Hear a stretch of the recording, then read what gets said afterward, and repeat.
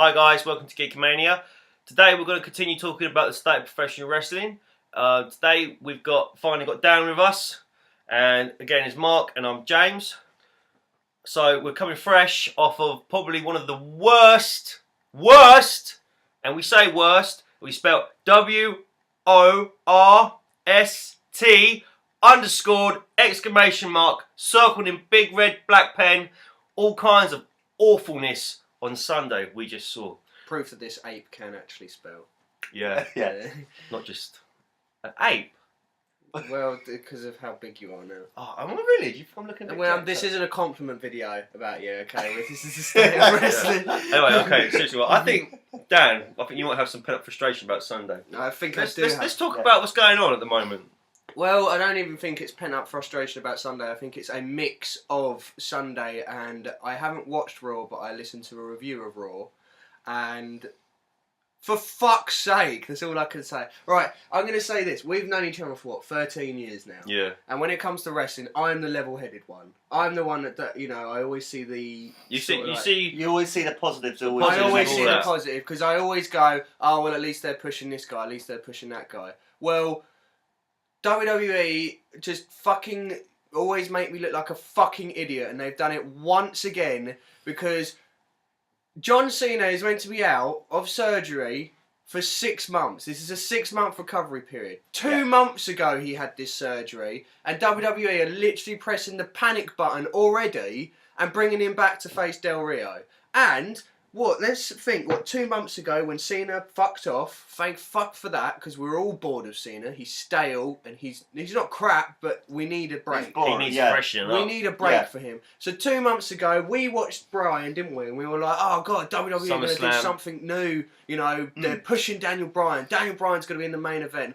Then they fucked us over, because they had Randy Orton cash it in, and we were like, fine, that's fine. Yeah. It looks like it's going to be big. It was looking fresh again. And the product, the WWE Raw, was looking pretty good. And we was all buzzing about it because we thought we were going to get some fresh matchups. It was fresh storylines. But as it's gone now, it's like they've completely just hit a brick wall, and it's all just... No, they haven't hit a brick wall. No, they pressed the fucking reset button. We're back to square one. It's exactly the same as we always get from WWE. We go full fucking circle. Well, yeah, Daniel Bryan's in the main event, but who else is in the fucking main event? We got Randy Orton. Big Show is getting more fucking coverage than Daniel Bryan. The main event of Battleground was, Big Show comes out and knocks out Daniel Bryan and Randy Orton. Who looks fucking stronger? Big Show. Why do we need Big Show? Big Show's been in it since fucking 2000. You know, look at the main guys, okay? We're building up to a Big Show Triple H match or a Big Show Randy Orton match. You know, we all thought maybe Daniel Bryan against Triple H, and maybe, Triple H would be able to get his fucking ego in check and job for someone for a change. Of course not. So, let's look. The year 2000, we had Triple H and Stephanie McMahon being the biggest heels in the company, and Big Show in the main event. 13 fucking years later, we got Triple H and Stephanie McMahon as the biggest heels in the company, and Big Show in the fucking main event. You know, and we've also got John Cena coming back, so arguably, Daniel Bryan is the biggest face in WWE at the moment by crowd reactions. Instead, John Cena's going to come back, and Daniel Bryan's going to go back to the third biggest face in the company behind Punk.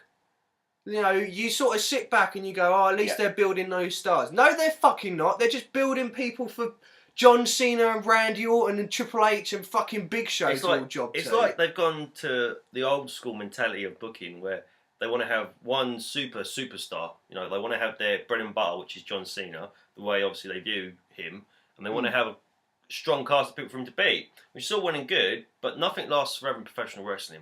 And John Cena now has been on top for 10 years, 11 years?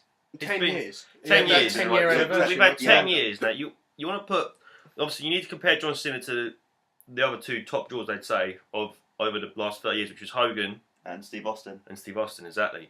And you look at the cast of characters, obviously, Attitude was a little bit different when The Rock became so big. I mean, The Rock and Steve Austin, I think, for 2-3 years were neck and neck, but Stone Cold was the one that come first. Would you agree? I would agree. Stone Cold was the one who got wrestling. I would agree, but I think it's debatable because Austin had that year out, didn't he? And that's when The Rock filled in. Yeah. But I think that's when WWE become like the whole Attitude era, as when we talked about before. That's when it become like a brand. and that's when it was draw ring. You didn't need a superstar, but The Rock was just everything was built around The Rock.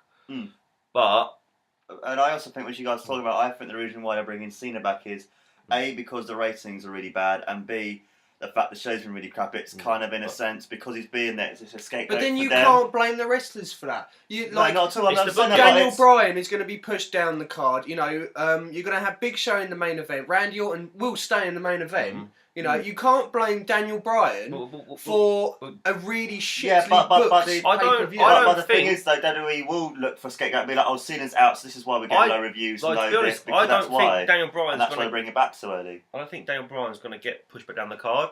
I think what's going to happen is he's going to be there. See, I mean, when I was sitting here showing, I just can't understand why Cena's getting brought back so early.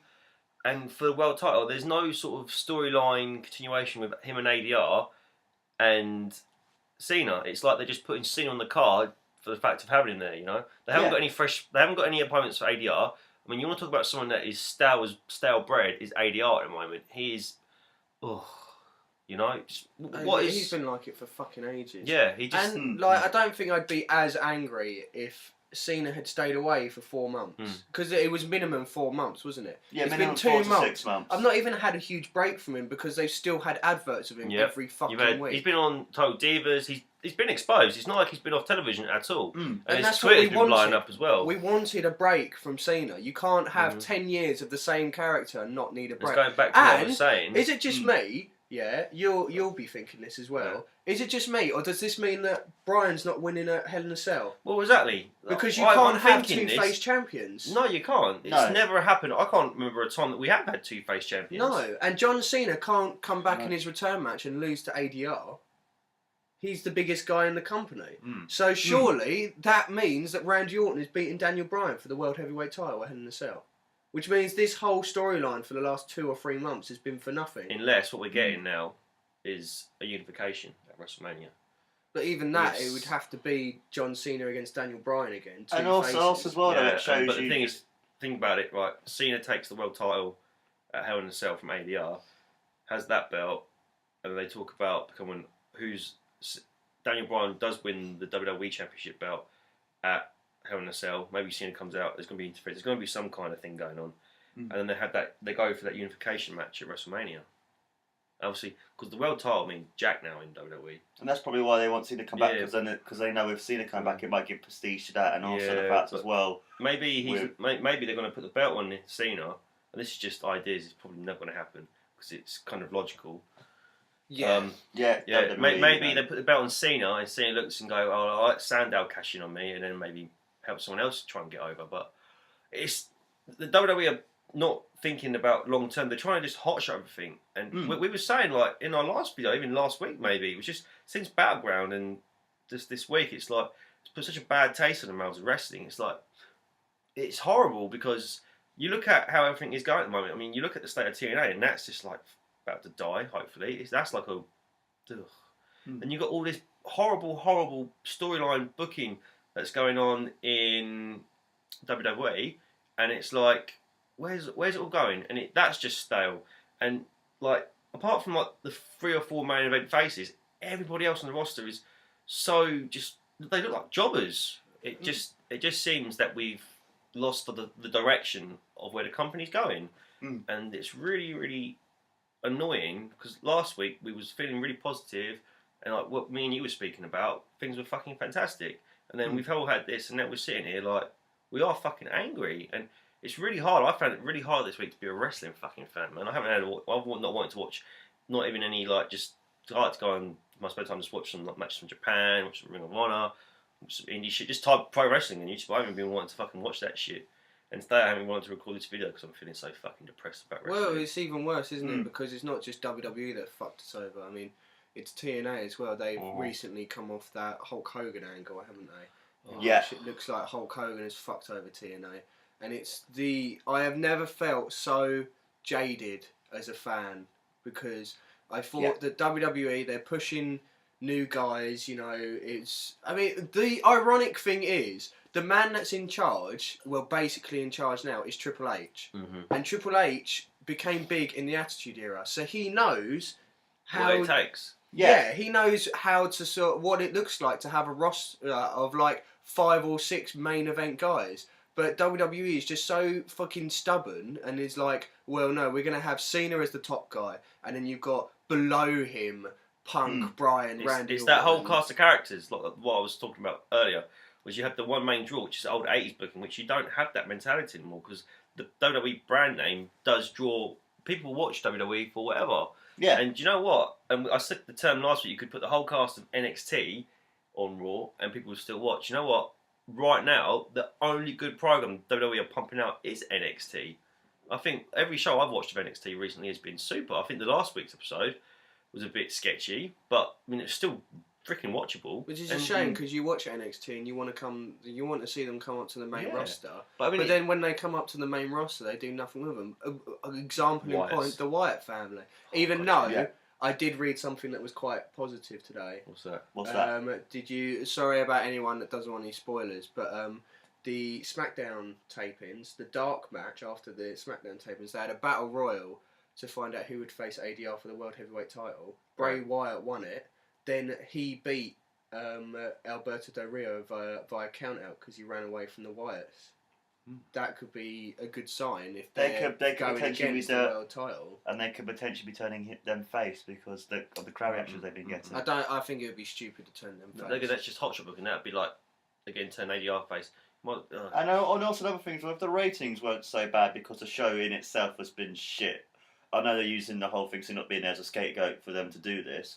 Do you reckon they would have brought it back so early if the ratings were better and the buy rates are better as well? No, because that's a catch-22, isn't it? Because I think, if we're all being honest, the ratings are bad because Cena's not there.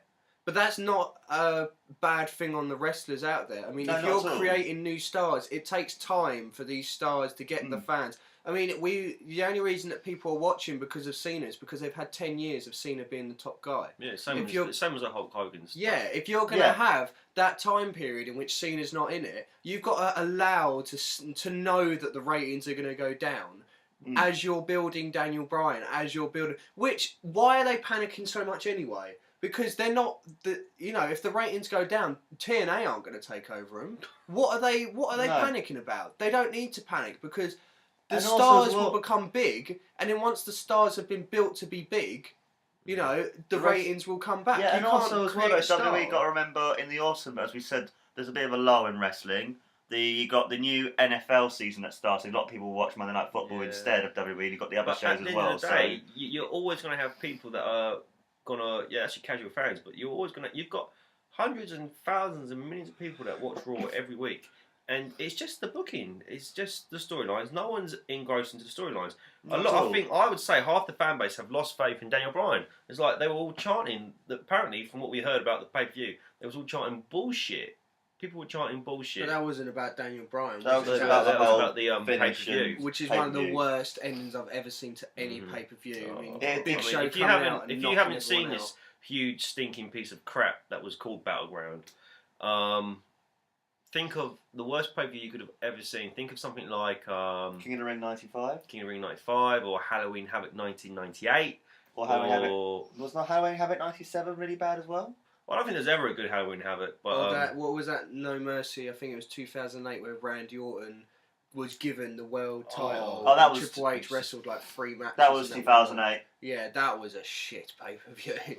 So they're the pay-per-views you do block from your mind. Yeah, because it was a usual Big Show thing, wasn't it? He arrived, he turned heel, face, and then left. Yeah, I mean, what's going on with this? It makes no sense. I mean, I don't think it would leave such a sour taste if it was someone other than the Big Show. If it was someone they were pushing, a new star, I'd get it. But it's the Big Show.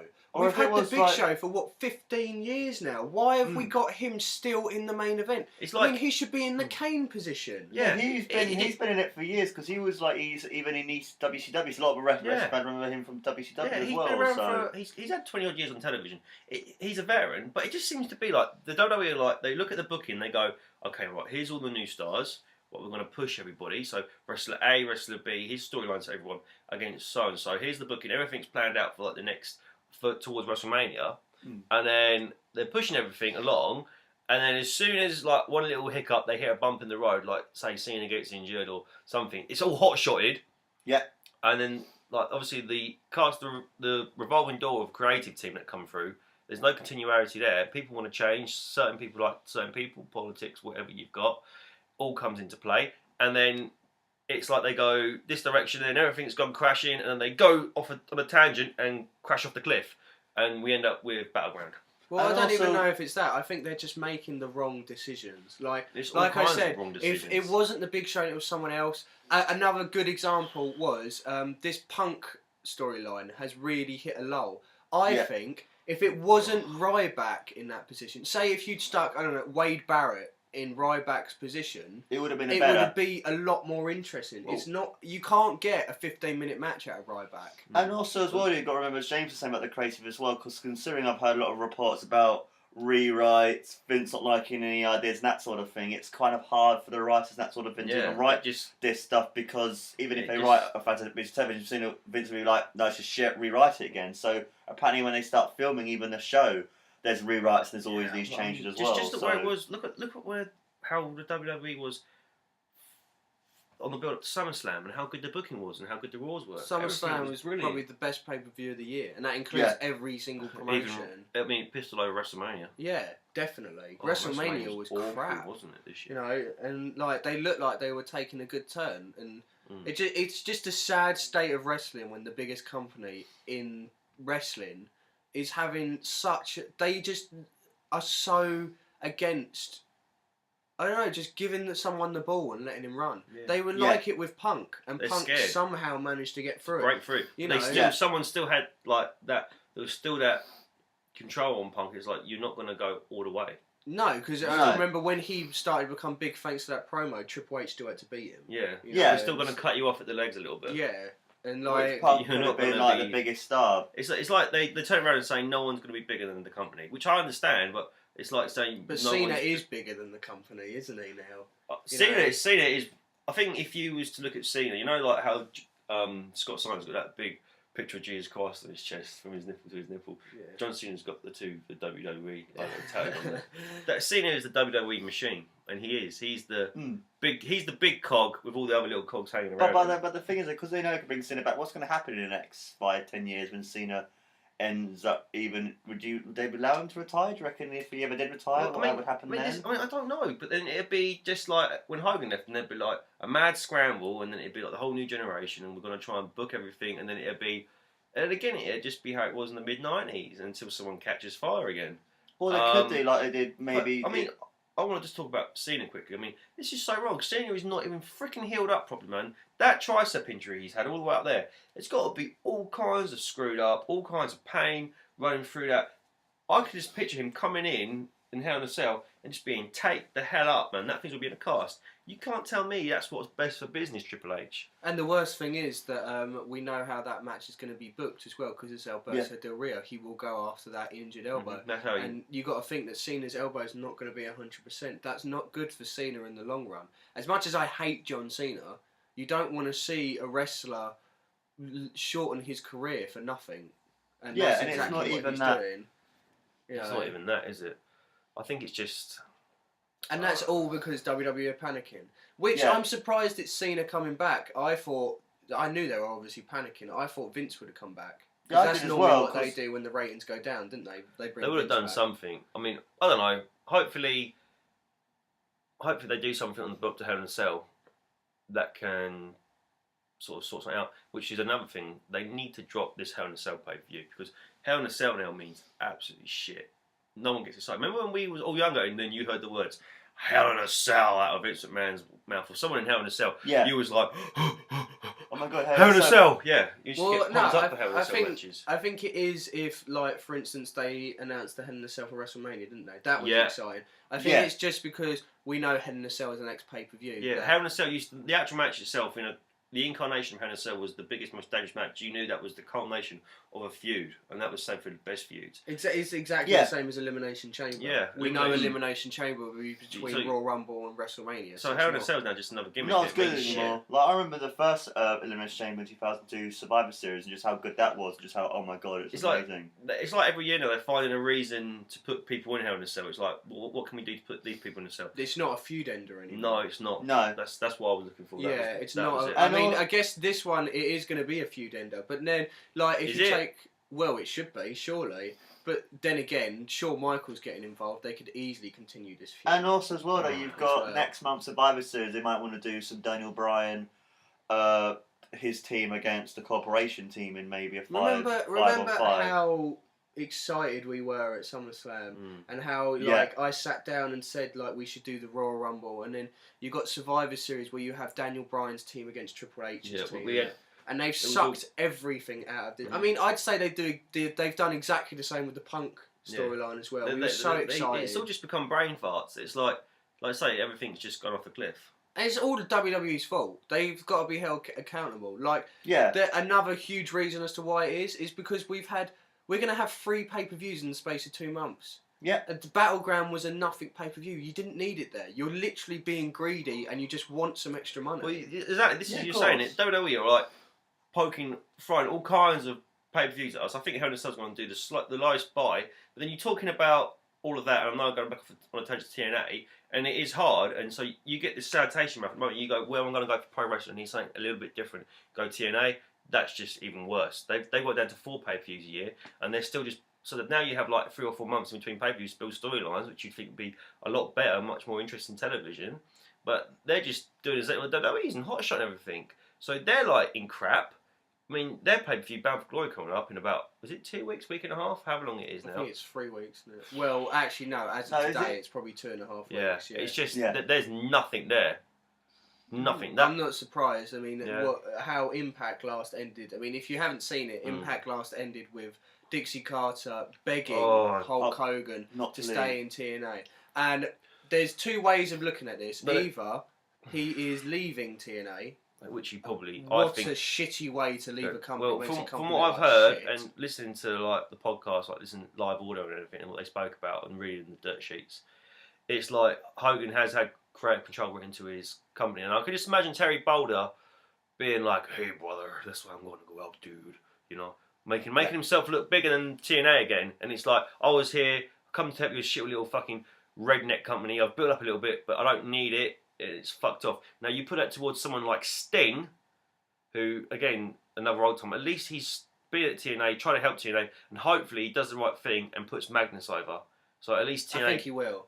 Yeah, because Sting is very much like he wants to see the best of the company. Sting is one of those guys. You have a few of them in WWE as well. I mean, as much as we've moaned about Big Show and that, like Kane, Chris Jericho, Rob Van Dam, Mark Henry. You know, they come in, they're big stars already, they'll put over the younger stars. Sting is like that with TNA. They understand. And also... And Sting's the only guy that's not been WWE, and he's still got that sort of cult status of never selling out. He's stayed true to professional wrestling. Well, yeah, I mean, even, like, Sting is more so than Hulk Hogan, that people would pay to watch a Sting match. Whereas they wouldn't for where I wanted to take this was, I think, come after Christmas, I think, Sting's apparently on a rolling contract with TNA, so apparently his contract this year is not going to get renewed, obviously, because if TNA do survive past in 2014, they're going to take. I think they're going to push all their fresh young stars. I mean, they had this lady Tapia, whatever her name is, debut, which I just turned off. Yeah. You know, they got this Ethan guy coming on, who was Derek Bateman. Oh, I mean, I think it feels like they're just trying to get the cheapest. Like, who's at the lowest end of the wage structure? Right, we have him, her. Him to fill up our TV. I don't think so. I mean, you look at some of the rest of the team. I've got like Aries, Joe, Angle. Angle will still go. It's a shame though, isn't it? Because like TNA are doing that, and Storm, Bobby Roode, Daniels. They're doing it the wrong way. Look at Ring of Honor. They had all these nobodies, and they made them somebodies by in-ring ability. Even that. Yeah. So then that's what I'm saying. So you can't watch the WWE anymore. You can't watch TNA because that's a fucking pile of crap. Where'd you go? So you go onto the internet, you find Ring of Honor, you watch that. And how hit and miss that's been. At least now, like, I don't give a crap what with spoilers, but at least Adam Cole's got the belt. You know what? You want to talk about one bright, shining star. At least Ring of Honor's got a couple of people. You know, you can watch Kevin Steen, he's exciting. The Briscoe brothers, they've become a bit stale, but you know, look at Adam Cole, man. Same age as us, isn't he? 24, 25, 26, isn't he? Yeah, I think same age as us, right? I mean, this guy is our generation's. He's going to be our generation's like Shawn Michaels. He's going to have all that ability. He's just a superstar, man. You look at how good he is as a heel, man. And that belt just looks gold. I don't want to start crimming over Adam Cole, but I am a little bit. You've already started. Yeah, I do. But I love this guy. I think he's entertaining. He's the only reason I bothered to log onto the internet and look at SG. Is it, what is it? Kind of, I'll go onto Ring of Honor and watch it on the HD. No, that's not HDNet anymore. They're on the Sinclair Broadcasting Network, Sinclair, or whatever they're called. But I watched I struggled to find. I find the program eventually on the internet somewhere each week, and it's like only reason I want to watch it. And Adam Cole he's got a superstar look. He's got the ability. I mean, you've seen the stuff, some of the heel stuff he did in PWG, Pro Wrestling Guerrilla. Man, it's incredible, and I'm so glad he's heel now. Hopefully, he can turn Ring of Honor around and give us something to fucking watch, because we need something. Because if not, I'm gonna just not gonna watch wrestling anymore. I couldn't to be fair, imagine that. My one's NXT. I'm still watching NXT. Yeah, NXT's that's another thing. I mean, at least there, I mean, it's all good. It's sort of like the WWE don't sort of pay attention to NXT, and it's like, yeah, you guys are over there. The rookies are over there. They ain't doing nothing. And it's like, who books that one? Is it still Dusty Rhodes? It's either NXT. Dusty, or I think William Regal's got involved now. Yeah, William Regal like one of the top people in it now, because I remember Dusty Rhodes. Yeah. Do you know what angers me about NXT though? Is I mean, I know it's a broken record. Can I guess one thing? Is it a female? Yeah. Does she have that long black hair? Yeah, she's a pretty young thing. I know it's a broken record, but the fact that this past week on Raw, we had Eva Marie and JoJo in the ring. And I haven't even watched this match. From what I've heard, it is fucking awful. Yeah, so Eva Marie didn't even was like apparently fucking awful selling, and JoJo didn't even get tagged in. Yeah, and so why? Why are they on Raw when you look at NXT? Even if I don't take Paige into it, you have Emma. Yeah, you have all these women. You got Shawn Guerrero. You have someone on Charlotte. your broadcast already. Summer Rae. Why is she not wrestling? You know, why not? Why are we not getting Summer Rae and AJ matches? You know. And you got Natalya keep on winning, but it means nothing because you're not doing anything with Natalya. No. There's just no continuation across the whole roster, the whole program. There's just no storylines. Just mean, I mean, there's 2 storylines, 3 storylines. Well, the corporation with all the people tied in with that, and then the Punk Paul Heyman feud with Ryback and no one else has got anything going on. Well, you got this emerging Wyatt family feud, which I kind of liken to Undertaker's Ministry feud. Because they had, like, with the Ministry feud, they had those few weeks, didn't they, where nothing was really going on, and then it will explode. Yeah. So. Okay, why are you laughing? I'm just thinking back to some of that shit, man. That was so crazy. Yeah, it was awful. But what you mean when he used to sacrifice people? Yeah. I was thinking more cutting his wrist. Yeah, you drink the blood. Something tells me they're not going to be doing that. I was talking about the fact that they're like, for instance, we get a week in which the Wyatt family are like, yeah, we're going to sacrifice you, and nothing happens for a couple of weeks, and then they return. I think the Wyatts on Raw are another glowing beacon of hope. Well, hopefully, because they're so original. That they just might just go. If they can't book who they've got now, what the fuck are they going to do with something that's original? Yeah, that's very true. And it's a shame because I've never, ever watched a WWE Punk match and gone, that was a bad match. And they managed it at Battleground. Yeah. Or a really boring match as well, which we were watching it and we didn't even care about the match. I fell asleep, man. Yeah, literally, when we was watching Battleground, we watched the Rhodes match, and then after that, we were fucking about for the whole rest of the match. Yeah, I mean, this that is was the only good match. I fell asleep, and this is how bored we were. Normally, like, we were watching the pay-per-view, right? I fell asleep, because I was bored out of my mind. This motherfucker put a show in front of my face. That was Mark! It was both of them. I hate both of you. I hate all you guys. And that sucked, and then we was all fucking about, and then we was all cheering when the freaking, because it pay-per-view cut off. Yeah, that was the most exciting point. Yeah, that was the most. We thought, yes, thank God. But then we even thought of an idea that they could cut that into the storyline. I mean, do you know what would be better? If they said, oh, we've lost the end of our main event pay-per-view, and then on Raw they could have fucking tied that in. But instead we got the fuck. I would have rather had the Sky sitting there saying, sorry, no more pay-per-view. Fuck you. Oh, that's fine. Just put us out of our misery. Yeah. Yeah. I mean, looking back at it, we sort of didn't mind the RVD Del Rio match. I still think that was rubbish. I didn't mind that match. I thought a few of the spots were interesting. Yeah, but it was just a spot fest. I'm a fan of, I don't want to say strong style, but I know I mind about stiffness, but I said, didn't I, before the pay-per-view, so when ADR RVD is going to be stiff as fuck, and those two were stiff. That was good. And seriously, the only match I actually had any emotional investment in was the Cody Rhodes, the Rhodes versus the Shield match. Again, I forgot that paper was so bad. That 20 minutes of the Rhodes family being in the ring with the Shield, again, was another good thing. And it just shows how good the Rhodes are at that when they won. And when you watch, they didn't really capitalise it this week, did they? No, when you watch Raw, the Rhodes were kind of like a tacked on bit to the Bryan, Big Show, Orton sort of storyline, which they should be their own storyline in itself. Yeah, and that's what I was saying. When you were watching Raw, then again, they're in a really bad time for the crowd. The crowd had no reaction at all for Goldust or Cody Rhodes, and it's like they just killed everybody again. It seems like any heat that everyone gets, like cheers, boos, they're like quick stifle it out because look what they did to Ziggler. Oh yeah, God. You know, Ziggler was a guy who could become one of the top baby faces when he finally turns heel, and they just because they don't think he'll draw money. I'd even say they've done exactly the same with Sandow. Sandow was getting reactions. It's like they just want to. It's like, oh, he's starting to get over. Let's stop it. I mean, look at Wade Barrett last year and like Cesaro now. That they might be overexposing him with the giant swing, but what's going to happen soon? Well, I hope that's the start of something for Cesaro. But yeah, Wade Barrett it's really annoying because I really like Wade Barrett. I do. And he's nowhere at the moment. He hasn't even been on TV for a month. Yeah, the last thing he got done was that ridiculous. Shaving Daniel Bryan's beard. Apparently they're bringing him back as Bad News Barrett again. Really? Yeah, from what I've heard. Just you have a storyline sitting there. Have Bryan win the belt, and then you can bring Wade Barrett into the main event. You have that storyline sitting there. Yeah. You know? Just use Wade Barrett. He's one of ours. You just use him anyway because he's good in the ring and he's decent on the mic. And he looks like a superstar. Yeah, he does. Oh, let him grow that beard back because he looks like a job without a beard. I mean, look at as we said. Like you look cooler with a beard. Do I? Yeah, you look generic when you don't have a beard.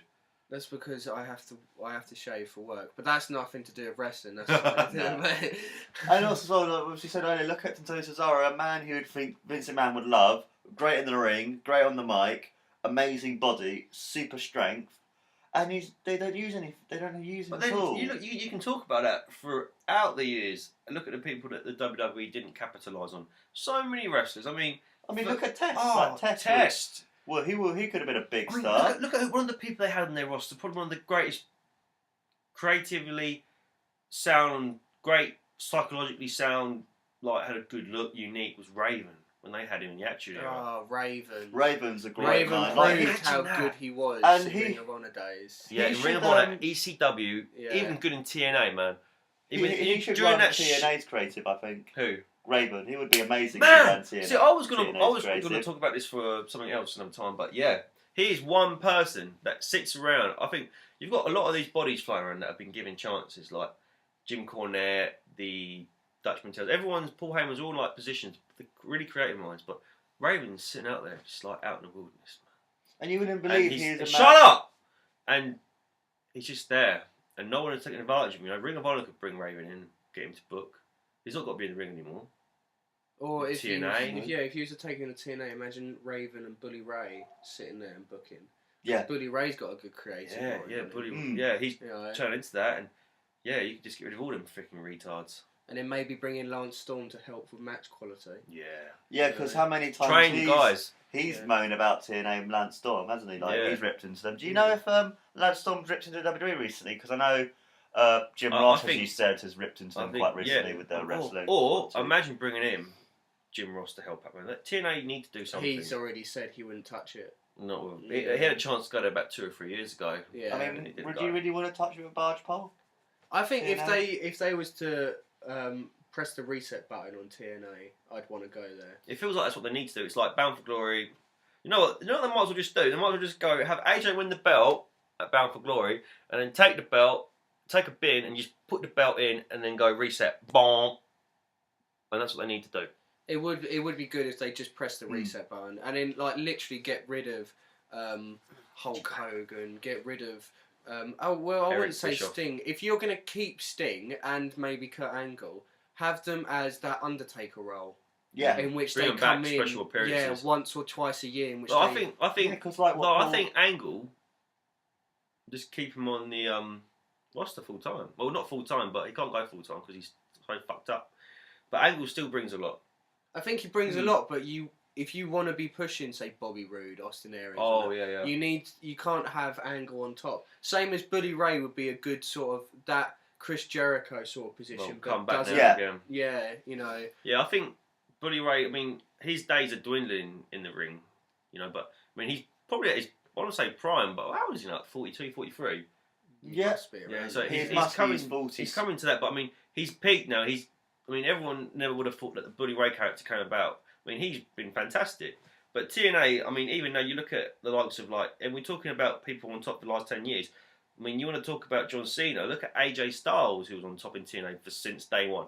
I mean, he's like, even though he's like the crowd fan, the fan favourite in TNA, everyone loves AJ. I love AJ Styles, but AJ Styles has been on top for the last 10 years. There's new faces. Let's push Austin Aries. Let's push. Bobby Roode. Yeah, but even Bobby Roode and James Storm's been about for a long time, but they've all been booked so awfully and warped and distorted that even they don't make any sense anymore. Yeah, but if you're standing there and you're pressing the reset button, it wouldn't matter. I mean, personally, I want to see Joe back to his old. Yeah. Yeah, I don't think they're ever going to give Joe. I don't think they're going to give Joe again that push. I think what they need to do. What did Joe do to deserve Oh, that? no. I have no idea. Remember when he was watching Ring of Honor? That was another reason he was watching Ring of Honor back in the day. Was Samoa Joe, man? Joe was a fucking beast. His you want to gym talk match against Kenta Kobashi was the best match I've ever yeah, seen. man. We're going Any back- matches. We're going back Punk, to nostalgia the Punk, when we were the- sitting there, Ring of Honor. Yeah, the Punk, Joe Punk trilogy, incredible. Homicide. Yeah, that match against Homicide. Yeah, you talk about Ring of Honor creatively, man.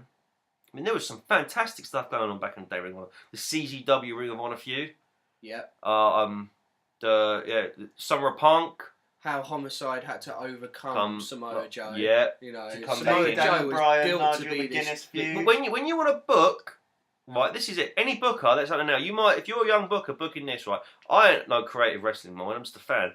But let me tell you something, you go back and you watch the day that Samoa Joe won the belt, to the day he lost the belt, that is how you book a beast of a wrestler. You want to bring someone in that's going to rule your fucking promotion and that is going to have all kinds of things going on. You book him the same way you book Samoa Joe. And that's how you do it. And you stick to it. Yeah, Yeah, they should have done it with Michael Elgin. But they fucked that up as well. So, And also, as we were saying earlier about Bully Ray, in my opinion, I think he is probably the best heel in professional wrestling. I think he is the best heel. I say when Punk's heel, he's the best in professional wrestling. I think Punk's a super good, like good face, but as a heel, man, there's no one better. But the No, thing with Punk, see- though, with Bully Ray, when he's a heel, everyone still hates him. But with Punk, you still have those fans who still cheer for him. Like, look at what happened against John Cena, Ryback, and other that's because wrestlers. Punk's so over. You know, Punk can't be a heel anymore because he's unique. But the best heel in professional wrestling at the moment is Stephanie McMahon. Oh, yeah.